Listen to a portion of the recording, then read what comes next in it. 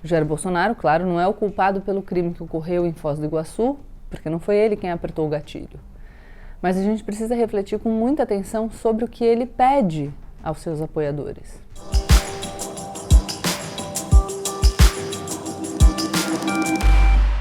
Oi, gente!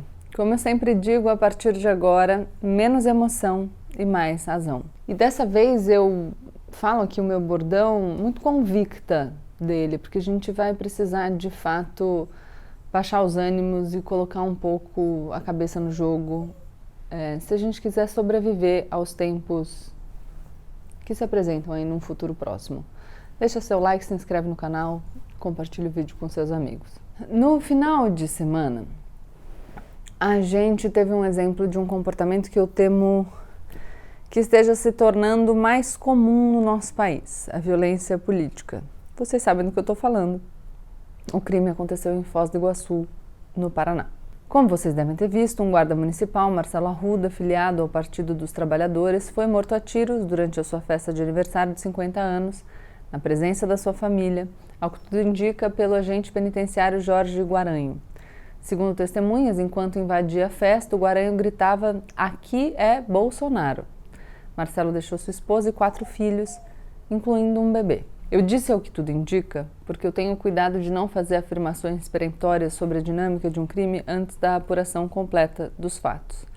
Nesse caso específico, a gente viu a importância disso. A primeira informação que a gente tinha era de que o assassino também tinha morrido e depois essa informação foi corrigida para dizer que ele estava no hospital, alguns dizendo em estado grave, outros dizendo estável, enfim.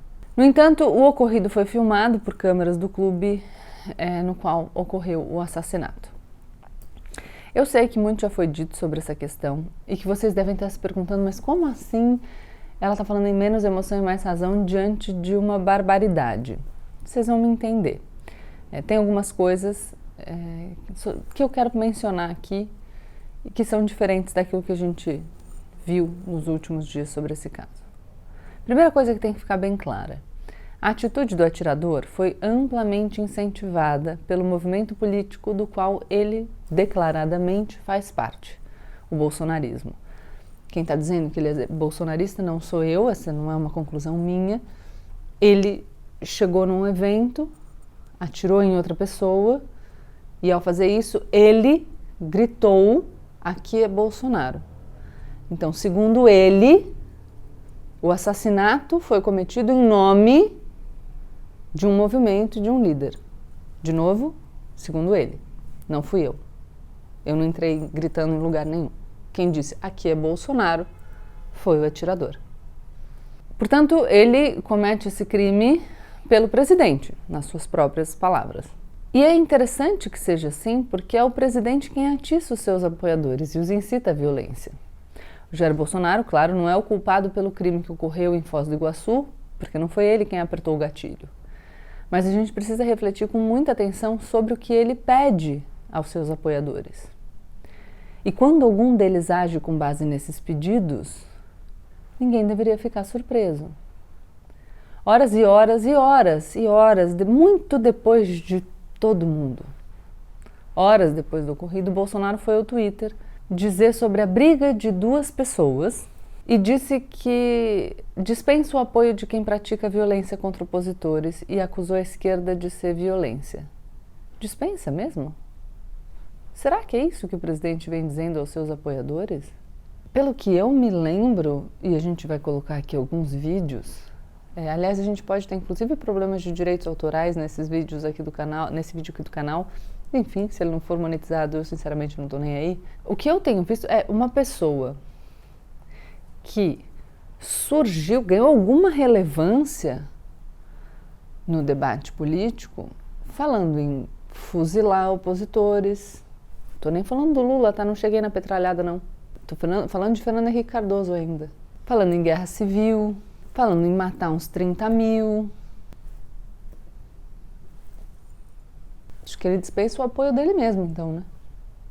A minha percepção, e a de muitas outras pessoas, é que o clima de violência política vem se agravando sensivelmente no Brasil. Além desse contexto em geral, que se repete em outros lugares do mundo, essa também é a tônica do discurso do presidente Jair Bolsonaro. Foi assim que ele surgiu na política. É isso que ele é. Eu ousaria dizer que é só isso que ele é. E eu vou colocar alguns vídeos aqui. Através do voto, você não vai mudar nada nesse país. Tá? Nada, absolutamente nada. Você só vai mudar, infelizmente, quando um dia nós partimos para uma guerra civil aqui dentro. Né? E fazendo um trabalho que o regime militar não fez. Matamos 30 mil. Começando com o FHC. Não deixar para fora, não. Matando. Se vai morrer alguns inocentes, tudo bem.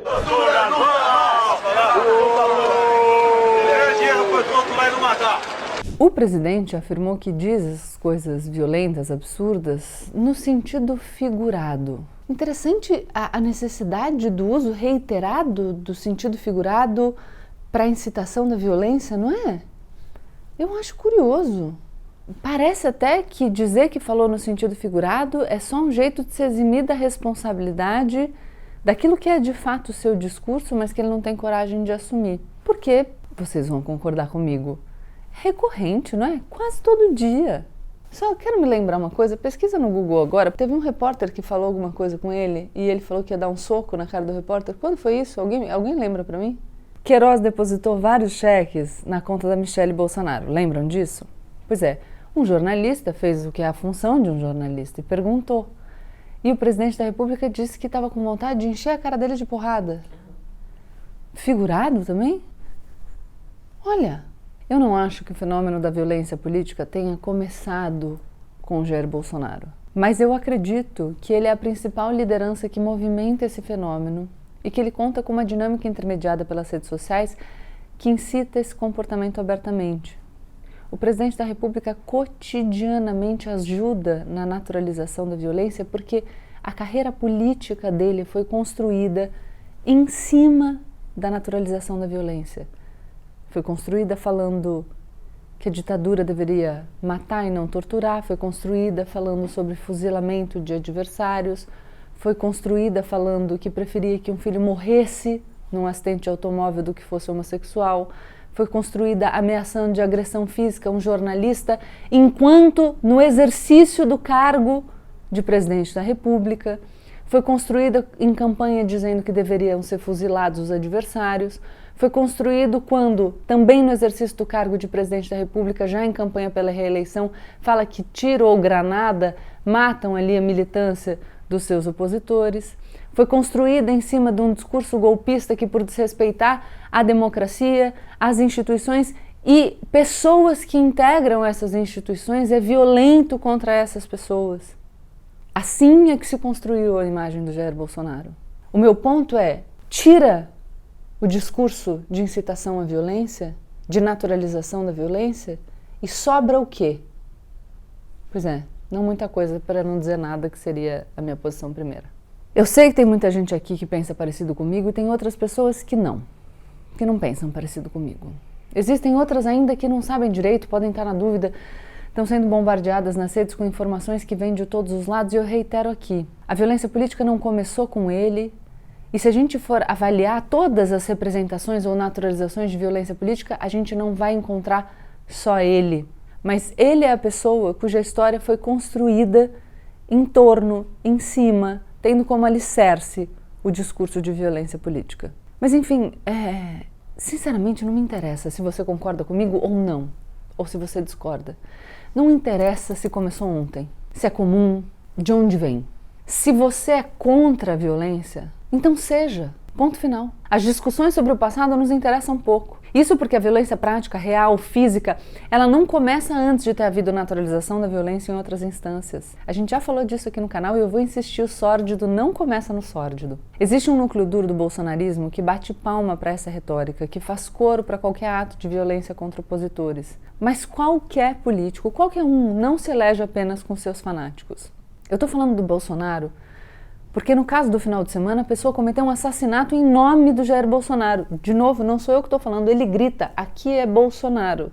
Mas a gente pode falar de qualquer liderança política, nenhuma liderança política consegue se eleger apenas com quem apoia esse tipo de discurso, apenas com seu núcleo duro. Elas precisam também das pessoas que relativizam os absurdos, daqueles que ficam em dúvida se foi tão grave assim o que ele disse, dos que passam a mão na cabeça, dos seus apoiadores fanáticos e de quem faz uma concessão. E eu não vou conseguir falar com os 15% do núcleo duro do bolsonarismo, porque, sinceramente, esse pessoal perdeu a cabeça. É como tentar falar com gente fanática de torcida organizada. Não tem como nesse momento.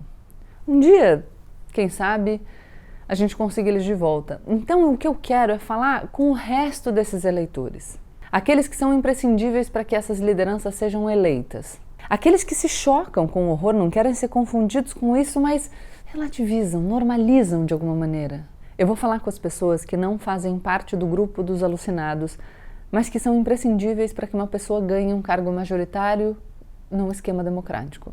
Nós não podemos relativizar e naturalizar nem uma retórica de violência, muito menos um ato violento. Se qualquer liderança insinuar o fuzilamento de um adversário, está errado. É inadmissível. Vamos fuzilar a petralhada aqui do Acre, hein? Vou botar esses picareta pra correr do Acre. Não compactuem com isso em nenhum grau, de nenhuma maneira. E mais do que isso, publicamente, explicitamente rechacem, critiquem, se oponham. Ou vocês querem ser confundidos com esse tipo de gente?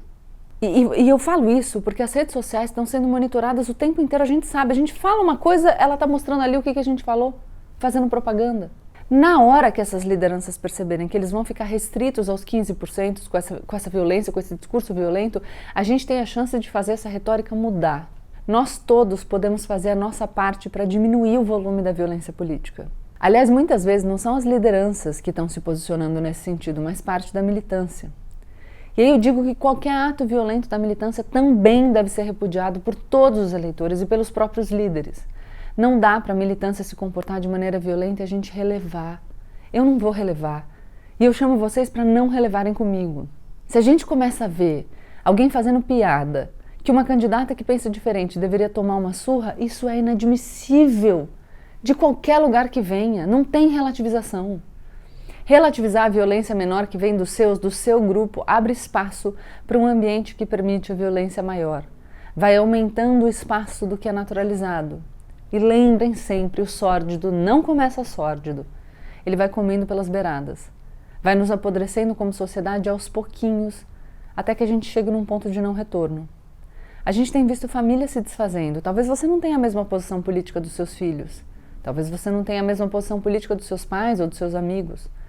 Você está disposto a admitir que essas pessoas corram risco de morte pela visão delas sobre política? É isso que a gente vai naturalizar? É esse caminho que a gente vai tomar? É sério? E se você realmente acredita que o Jair, um homem que repete violências o tempo todo, falou no sentido figurado, que não foi sério, você tem que admitir as consequências desse discurso, porque uma pessoa foi lá e fez exatamente o que ele disse para fazer. Essa pessoa não entendeu no sentido figurado. Não te aflige que outras pessoas possam também estar entendendo bem literalmente? E se você pensa, imagina, eu sou eleitor do cara, mas eu nunca vou atirar em alguém. Pois é, mas tem gente que atira. Tem gente que vai colocar em prática exatamente da forma como foi dito. E por acaso hoje você pode nem se solidarizar com a vítima, não sei se é o caso de alguém que está aqui comigo nesse canal, e eu espero sinceramente que não. Mas tenta imaginar que essa violência pode chegar no seu quintal, atingir seus filhos, os seus pais, os seus amigos. Isso é razoável? Esse é o clima que a gente quer. E aí, galera, a gente consegue mudar muito pouco o outro, mas a gente consegue mudar a gente, os nossos comportamentos. Se você é uma pessoa que um dia contemporizou, relativizou, fez graça com um discurso que incita a violência, eu vou te pedir agora que você não seja mais. A gente não pode fazer essas concessões, isso é extremamente perigoso. Não preciso aqui dizer o que eu estou pensando, o que você está pensando. Você sabe o que está em jogo, você sabe como você deve se preparar, não para o novo Capitólio. Tá? Ninguém quer invadir nada, mas nós sabemos que temos que fazer antes das eleições. E tem outra. Se em nome de qualquer liderança política você fizer merda, você vai se lascar, vai desgraçar a sua vida e a vida da sua família. E essas lideranças políticas que vocês adoram não vão estar nem aí pra você. Sabe quem se mata nas torcidas de futebol e depois fica puto porque vê o jogador no pagode com o adversário? Igualzinho. Em vez da gente ficar disputando quem começou, quem fez mais, quem que é pior, quase como num movimento de desviar, para não olhar para o lodo que já está cobrindo os nossos pés, eu vou sugerir então uma abordagem para o futuro. A partir de agora, a gente vai rechaçar com veemência qualquer, eu disse qualquer, incitação, piada ou contemporização com a violência. Mesmo que no sentido figurado. Sem retórica de agressão, sem retórica de golpe, nada. E aí? Pra frente. Vocês conseguem se comprometer comigo? Ou a gente vai continuar passando pano para violência que faz vítimas reais? Quem é você? De verdade. E não só no discurso. Eu não vou nem falar para se inscrever no canal que eu tô puta. Tchau.